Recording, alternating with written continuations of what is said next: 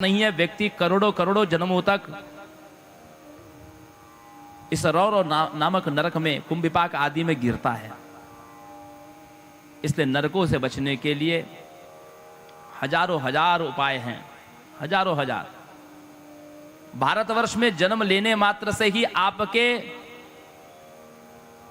मुक्ति के मार्ग खुल चुके हैं। केवल बस आपको 4 कदम चलना है। द्वार तो आपका उसी क्षण खुल गया मुक्ति का, जिस समय आपने इस भारतवर्ष में जन्म लिया है। क्योंकि भारतवर्ष में जन्म सहज नहीं होता सज्जनों माताओं। इस भारतवर्ष में जन्म लेना इतना सहज है ही नहीं। अहो अमीशाम किम कारी शोभनम प्रसन्न येषाम स्विदुत स्वयं हरे येर्जन्म लुब्ध नृषुभारताजिरे मुकुंद सैवोपैकं स्पृहाहीन।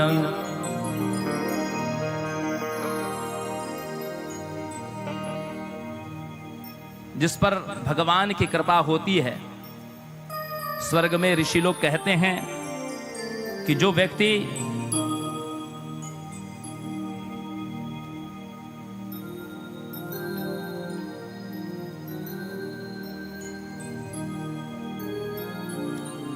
जिसका भारत में जन्म हुआ है उस पर श्री हरि स्वयं प्रसन्न है। क्योंकि यहां जन्म लेने वाला भगवान की भक्ति करता है।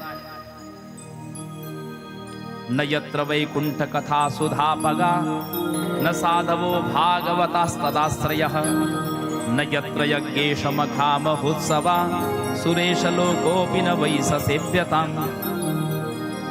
क्योंकि इस भारतवर्ष में भगवान की सत्संग चर्चा होती है, पुराण आदि की कथा होती है। यहां पर वैदिक मंत्रों से यज्ञ आदि अनुष्ठान होते हैं। इस भारत भूमि में अनेकों संतों का दर्शन होता है। इस भारत भूमि में ही पतितोद्धारणी नदियां हैं, जिसमें अवगाहन करने मात्र से, यदि जल के रूप में आपको देखना हो तो विदेशों में अनेक ऐसी नदियां हैं जिसका पानी पीने योग्य है, जो निर्मल है। वहां कचरा लोग नहीं डालते, वहां की नदियों को कोई दूषित नहीं करता। सीवेज का पानी कोई उन नदियों में नहीं बहाता। विदेशों में ऐसी व्यवस्था है। यहां हमारे यहां की नदियों में फैक्ट्रियों का दूषित जल, नालियों का पानी, सब कुछ गिर रहा है। लेकिन फिर भी आपको प्रमाणभूत मैं कहता हूं, हमारी आंखों के सामने भारी मात्रा में दूषित जल गंगा में गिर रहा है। और दूसरी ओर विदेशों में असंख्य नदियां हैं जिनका निर्मल जल बह रहा है। लेकिन फिर भी मैं आपको प्रमाणभूत एक बात कहता हूं, एक बर्तन में वो जल को लाइए और एक बर्तन में गंगा जल अपने घर में 1 वर्ष तक रखिए। आप पाएंगे कि वो निर्मल जल भी दूषित हो गया, लेकिन गंगा जल में कोई कृमि नहीं पड़ी। ऐसी हमारी पवित्र नदियां हैं जो पतितों का उद्धार करने वाली है। यहां अद्भुत अद्भुत धाम है। अयोध्या, मथुरा, माया, काशी, कांची, अवंतिका, पुरी, द्वारावतिश्चैव सप्तैता मोक्षदायिका।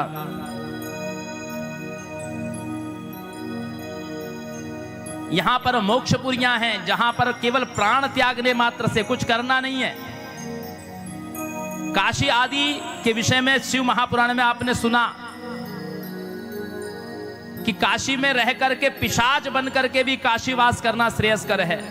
अन्य स्थान पर राजा बनना भी श्रेयस्कर नहीं है, अपितु काशी में पिशाच बन करके रहना भी श्रेयस्कर है। यदि पिशाच बन करके भी आप काशी में रहेंगे और काशी में आपका शरीर छोड़ जाएगा तो आप मुक्ति को प्राप्त हो जाएंगे।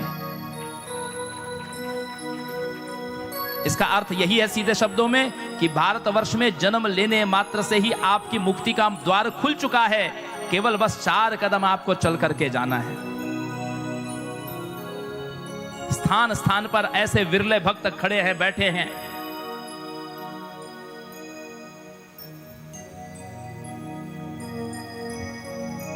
अरब के शेख लोगों को देखिए, उनके पास संपत्ति का कोई छोर नहीं है।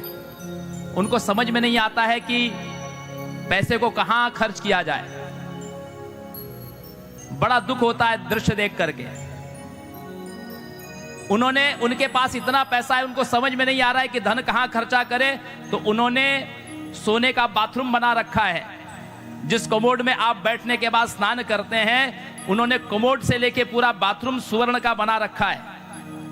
गूगल पे सर्च करिएगा।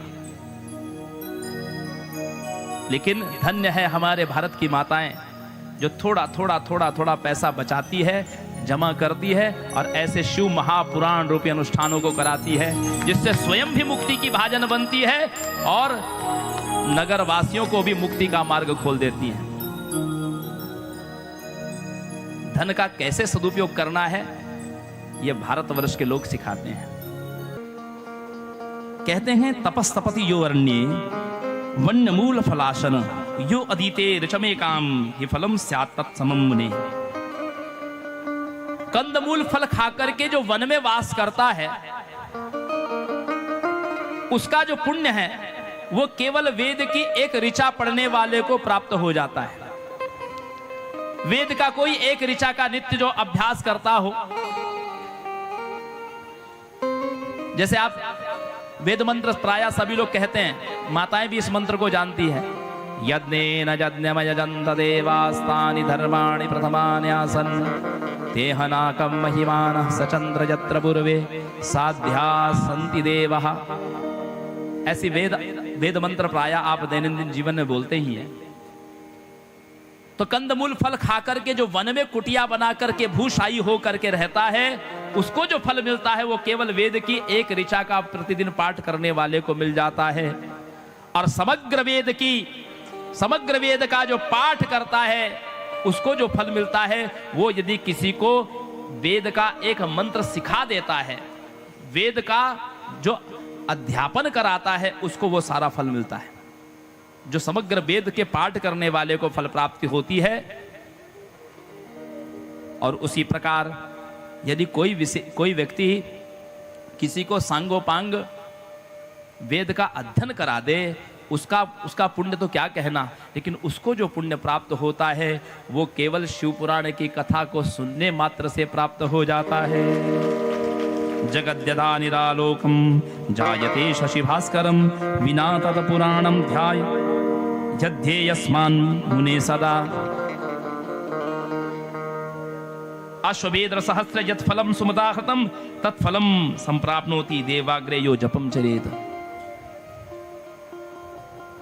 शिव जी के समीप बैठ करके, किसी देवता के समीप बैठ करके कोई यदि पुराण की कथा को बांच ले, सुन ले, उसके पुण्य का क्या कहना। हमने निवेदन किया था कि सतयुग, त्रेता, द्वापर युग, वैसे तो पुराण सनातन है, पुराण सनातन है, क्योंकि भागवत आदि जो महापुराण है ये तो सृष्टि के आदि के समय से प्रकट हुए हैं, लेकिन ये सामान्य व्यक्तियों को ये मिले नहीं थे, प्राप्त नहीं हुए थे। ये इतने सुलभ कैसे हुए, किसके लिए हुए? बोलिए जो कलयुग के जो मनुष्य है उनको ही सुलभ हुए हैं पुराण। सतयुग, त्रेता, द्वापर के जीवों को पुराण की कथा सुनने नहीं मिली है। किसी विरले महात्मा जो देवताओं से भी ऊपर की श्रेणी के थे, उनको पुराण सुनने मिला है। वो भी गुरु के आश्रम में जाकर के बहुत शुश्रूषा किया, सेवा किया, तब उनकी कृपा से पुराण सुनने मिला। लेकिन कलयुग के प्राणियों को ये भगवान की कितनी बड़ी अनुकंपा है कि कलयुग के प्राणियों को सहज पुराण की कथा प्राप्त हो रही है। और इतना ही नहीं, मानो भगवान प्रतीक्षा कर रहे हैं आपको मुक्त करने के लिए।